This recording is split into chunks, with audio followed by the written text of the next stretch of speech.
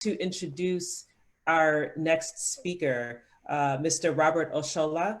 He is the Global Head and Director of Strategy and Innovation at Afrexim Bank. He assumed this position back in October 2015, and during the 5 years since, he has spent at the African Export-Import Bank, being responsible for the development of the bank's intra-Africa trade strategy, as well as the development of the bank's Impact 2021. He has over 10 years of experience in strategy development and innovation in both the mobile telecommunications and banking sectors across Africa and the Middle East. And Dr. Ochola specializes in developing strong customer value propositions grounded in customer insights. We are so pleased to have Dr. Ochola here from Afrexim Bank, as they are a key part of the AFCFTA, and hopefully he'll be able to share with you in the next, within the next 10 minutes or so, some of the key information that all of you will need as we move forward. So with that, I want to hand things over to Dr. Robert Ochola. Thank you very, very much, Amara. Good morning, good afternoon, indeed good evening, and also Eid Mubarak to our Muslim brothers and sisters.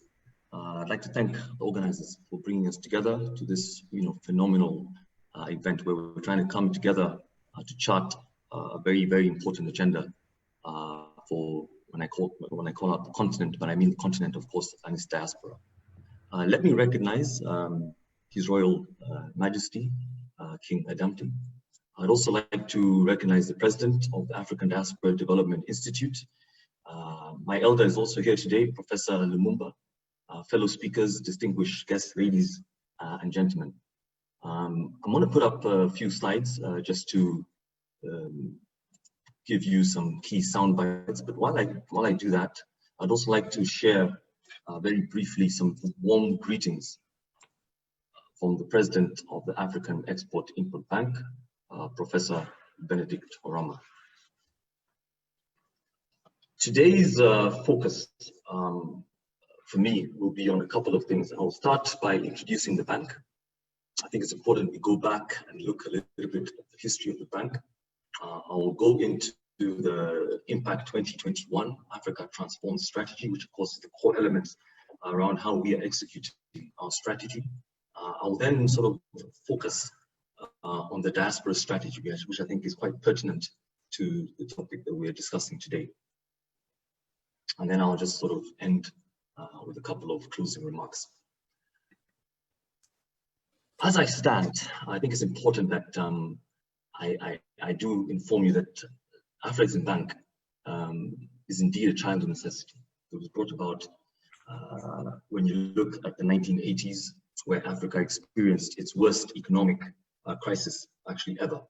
And indeed, these were dubbed the lost decades for the continent.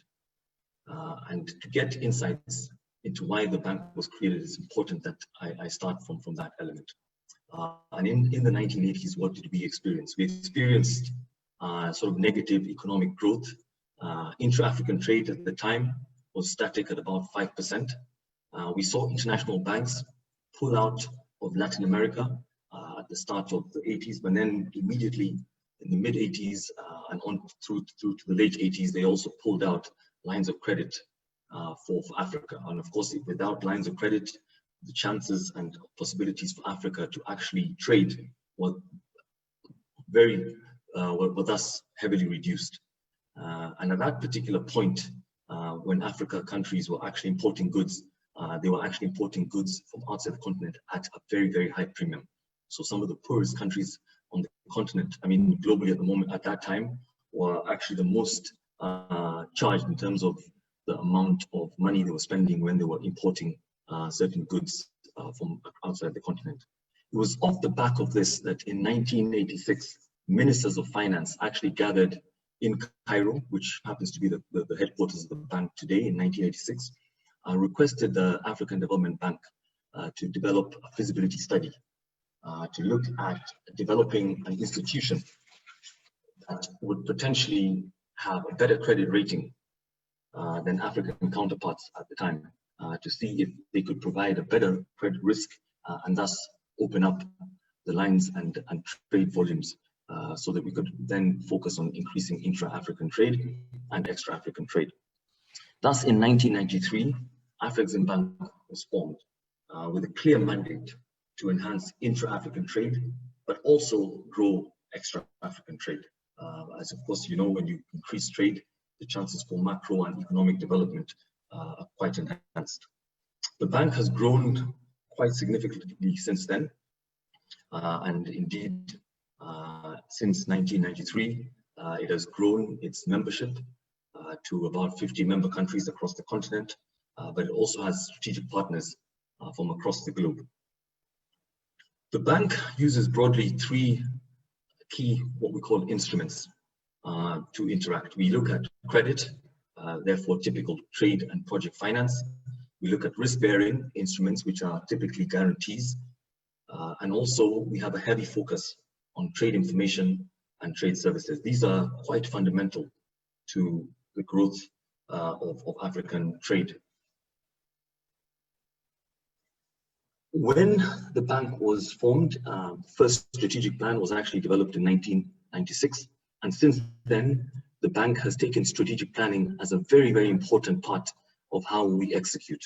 So every 5 years, we develop a strategic plan, and that strategic plan, being a policy bank, is a strategic document that we follow and execute and ensure that anybody looking back can come in and say, what were we planning to do and how do we hold ourselves accountable? So since then, we have, of course, instituted 5 strategic plans, and the one that I want to share with you is what we're calling Impact 2021 Africa Transformed. This strategic plan was approved by our board in 2016, and it runs for the period of 2017 up to 2021. It is premised on 4 strategic pillars.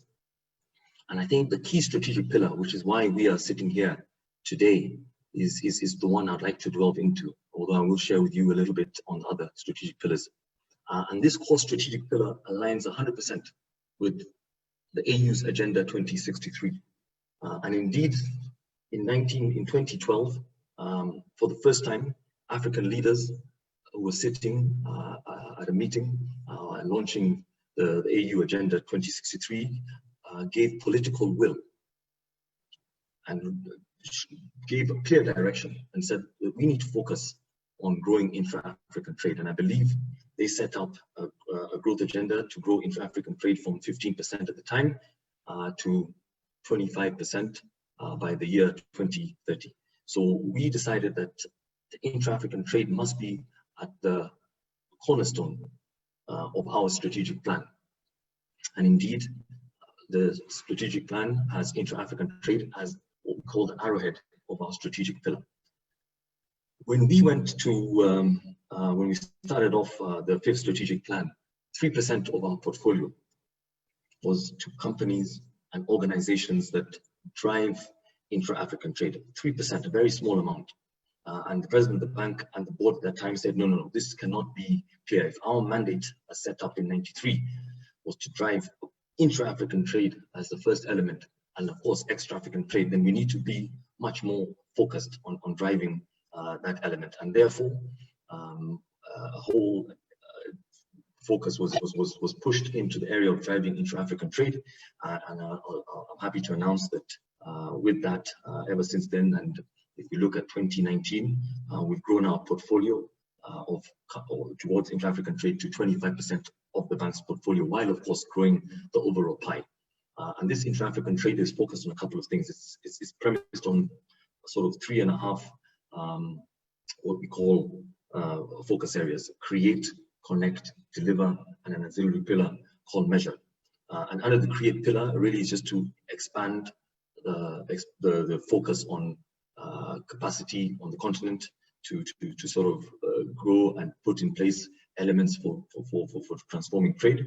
The second pillar is around connecting the buyers and sellers. So you find this focusing on elements like export trading companies, which were very influential and important in the growth of the Asian tigers.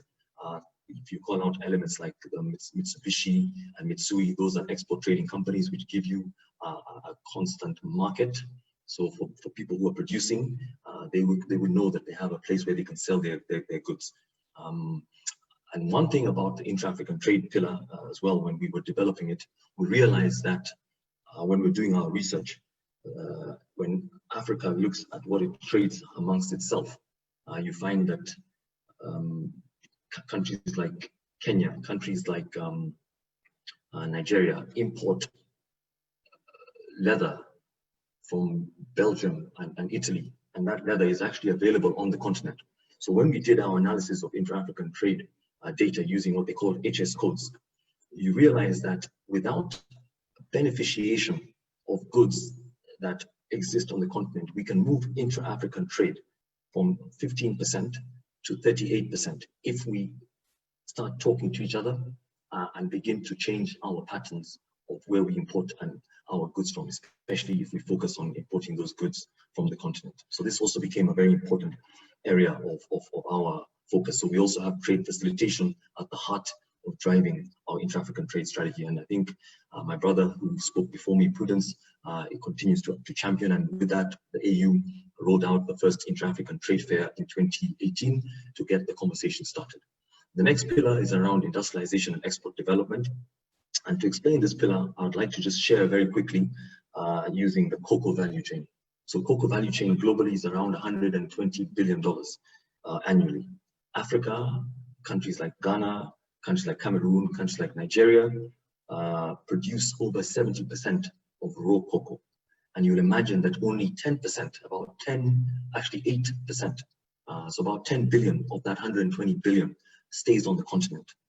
The rest of it, 50%, is to the final producers of chocolate, Mars and all those companies. The rest is to the distributors. So you can imagine that because we're exporting goods in their raw format, we're losing heavily amounts of value addition, which would then, of course, drive the development agenda on the continent. So we have industrialization and export development as a second pillar to drive industrial capacity, both what we call hard and soft infrastructure. Our bread and butter continues to be trade finance leadership, where we seek to expand and deepen our trade offering through ring fencing, receivables backed, which continues to be how we go to business to open up opportunities, but also to provide correspondent banking services through our what we call our African trade finance program. We found that countries like Sierra Leone only have 2 correspondent bank relations today. So that, of course, limits the amount of credit they can use when they want to import. So we've decided to fill that gap, which is also goes back to the reason why the bank was created. The fourth pillar is around financial soundness and performance, which really allows us to monitor our financial results, ensure we have enough liquidity to grow the bank's portfolio. And you'll be happy to know that from the time we started this strategic plan to the end of 2019, we've grown our portfolio, the whole overall bank's portfolio, from 6 billion to 15 billion. Bigger bank will be able to influence and do more on the continent. Within the intra-African trade strategy, we have a key focus, therefore, on the diaspora agenda. And when we defined the diaspora agenda, we really looked at the AU, who I think defined it in a very strong way. And allow me just to read this out. And the bank basically was guided by the AU. And in doing this, we decided to define the diaspora constitute people of African origin, living outside the continent, irrespective of their citizenship and nationality, and who are willing to contribute to the development of the continent and the building of the African Union. The African Union considers the diaspora as its 6th regional economic community. So this was really the key focus areas for us in developing our diaspora strategy. And towards this, the bank seeks to expand its diaspora focus by supporting Africans who live on the continent and outside the continent, but also Africans who really came from the continent. So this is how we've defined our overall diaspora strategy. And within that, we've got interventions which I think will speak directly to the needs of the issues that are at hand. So it's broken into 4 global areas. The first one is around financial resource mobilization, where we're looking to do things like diaspora bonds.